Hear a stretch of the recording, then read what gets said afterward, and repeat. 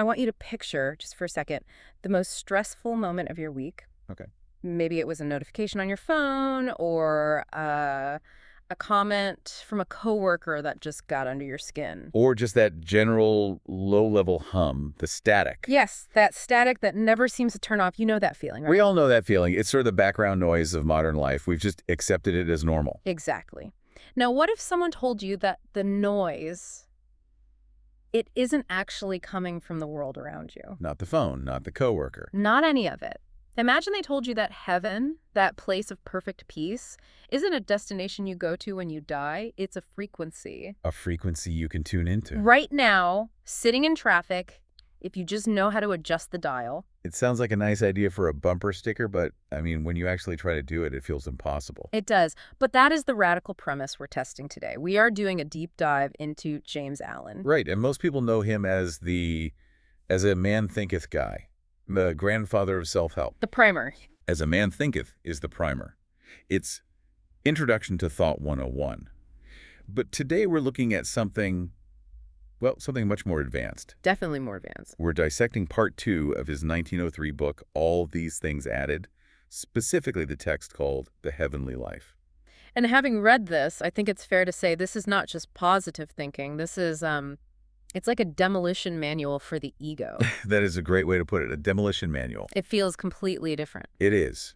If, as a man thinketh tells you that your thoughts shape your reality, the heavenly life, tells you how to dismantle the self that's creating a miserable reality in the first place. So it's a plan? A very specific architectural plan.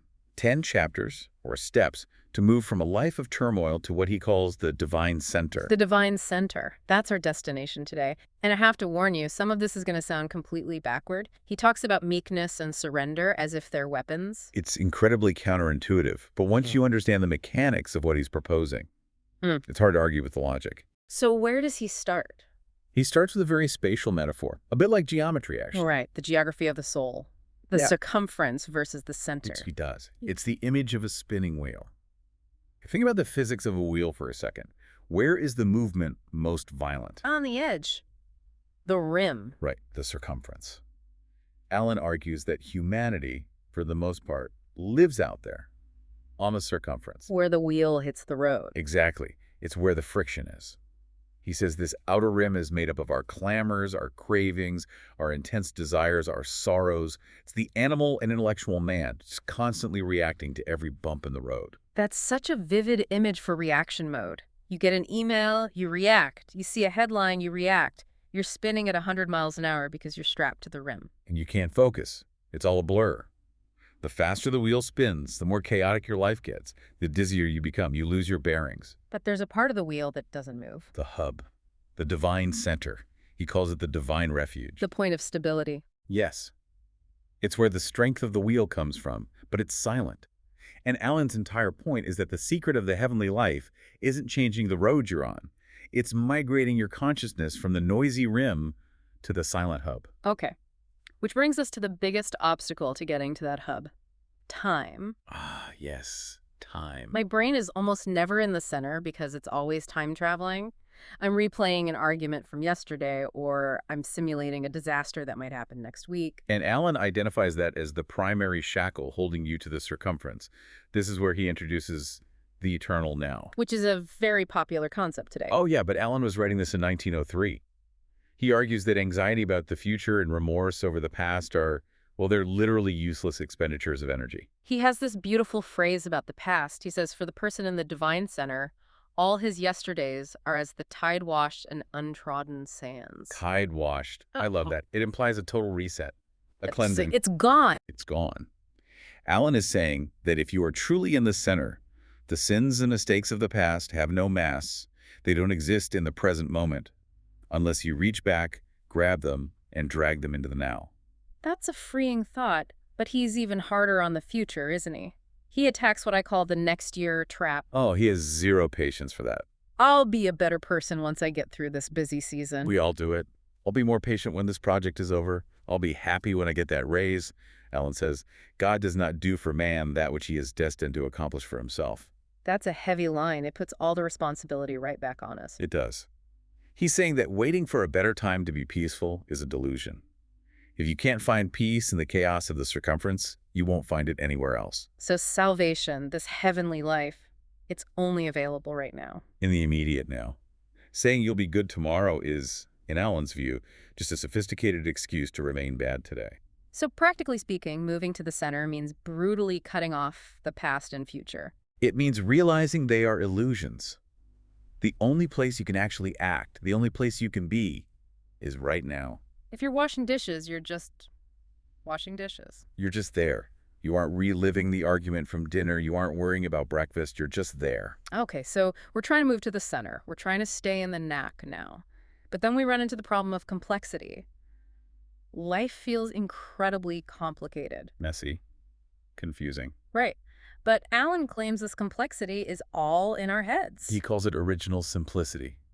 He argues that the universe operates on very simple laws, cause and effect, growth and decay. The complexity doesn't come from the world.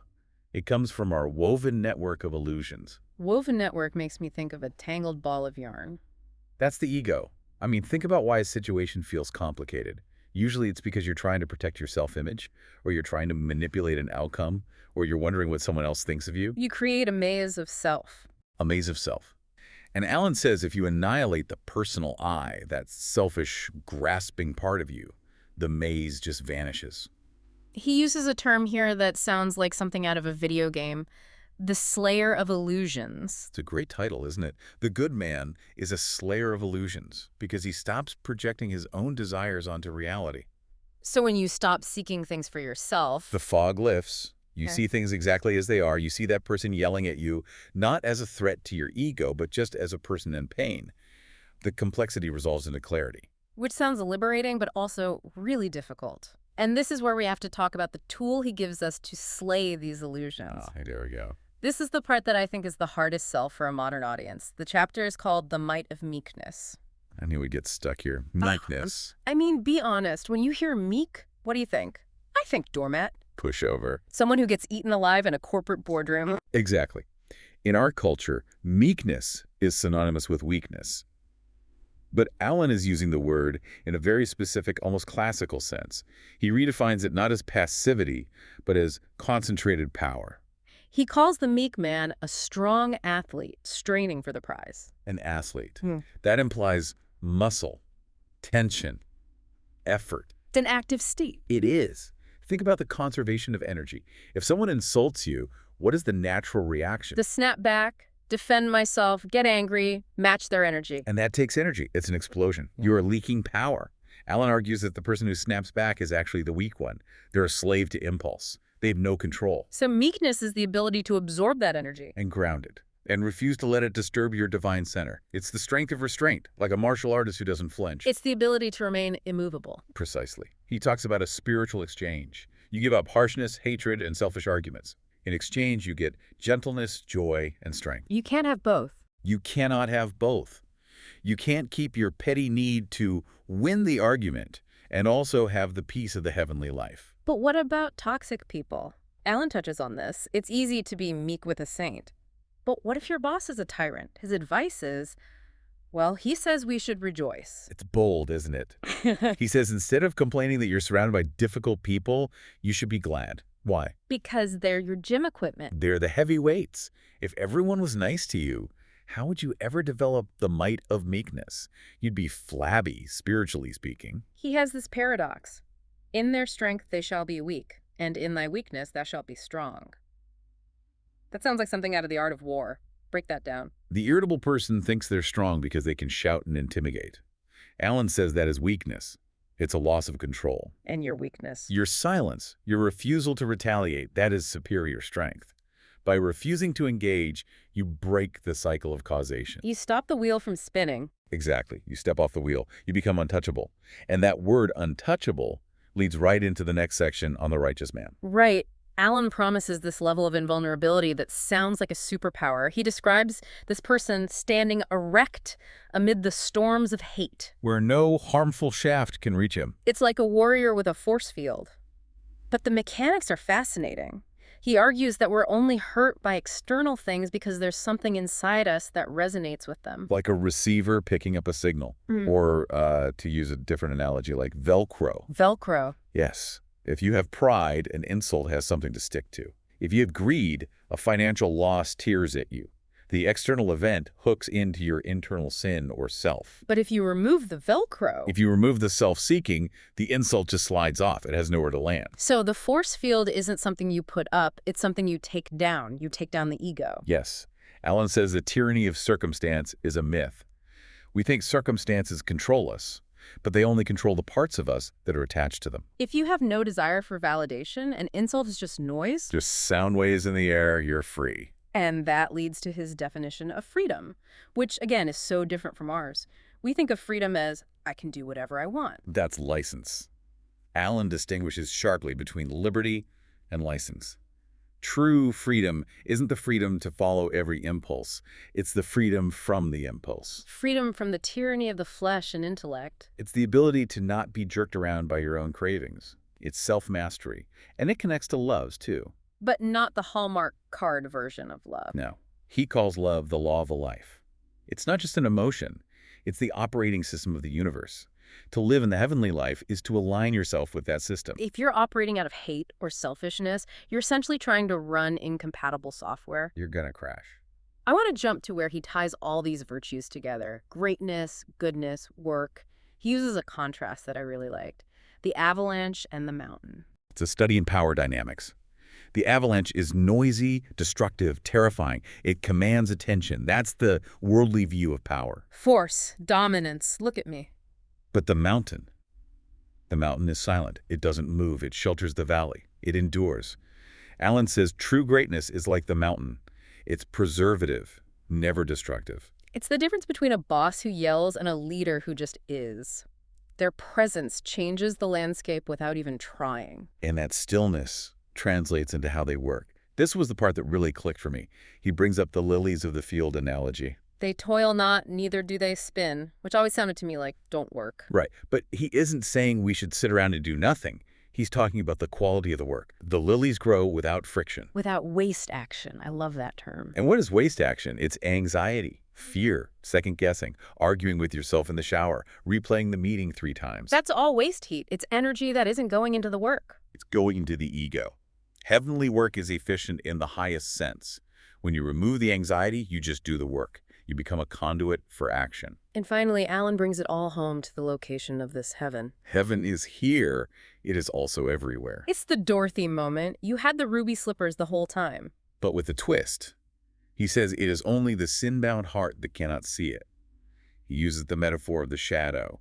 He says sin, which for Alan is basically selfishness, the obsession with I, casts a shadow called sorrow. And we look at the shadow and think, the world is dark, life is suffering. But the darkness isn't the world. It's the shadow of our own ego. Exactly. If you remove the object casting the shadow, if you remove the self-seeking, the shadow disappears. Mm-hmm. And you realize the light was hitting you the whole time. The world didn't change. You did. Which is incredibly hopeful, but also terrifyingly responsible. Right. It means I can't blame the world for my unhappiness anymore. That is the double-edged sword of James Allen. Oh. If you hold the key, you have no one else to blame if you stay locked in the cell. So let's just recap this journey. We start on the circumference, the noisy, anxious edge where we react to everything. We need to migrate to the divine center. And we do that by snapping the chains of time living in the eternal now. We simplify our lives by slaying the illusions of the ego. We embrace meekness as muscular restraint. We become the mountain instead of the avalanche. And the result is we realize heaven isn't a future reward. It's a present reality, hidden only by our own shadow. But, and we have to be honest here, there is a price tag. No, he is very clear about the cost. He calls it the unconditional abandonment of self. That's the transaction. You cannot keep your petty grievances, your little vanities, your need to be right, and also have the peace of the divine center. You have to choose. You have to sell everything to buy that pearl. And that's why so few people do it. Yeah. We want the peace, but we really, really want to keep our grudges. We want the heaven, but we want to win the argument on Twitter first. And Alan would say, as long as you want to win the argument, you remain on the circumference in the storm. You can't have it both ways. I want to leave our listener with one last thought from the text. It's about happy endings. Ah, We're obsessed with happy endings, but Alan says in the material world, there really aren't any, are there? not in a permanent sense. In the material world, every union ends in parting. Every building falls. All things decay. If you attach your happiness to material things, you are guaranteed a sad ending. It's a mathematical certainty. That's depressing. But Alan asserts that in the spiritual world, in the heavenly life, there are only happy endings. Or rather, a state of perpetual happy ending, known as perfect peace. how does that work? When you detach from the things that break and fade, and attach yourself to the principles that endure, love, wisdom, purity, you enter a state where the ending is always joy, because those things can't be taken from you. A perpetual state of happy ending. That is something worth aiming for. Indeed. It's the only thing worth aiming for. The map to the divine center is in your hands, but you have to be the one to walk it. Thanks for diving deep with us today. Find your center. We'll see you next time.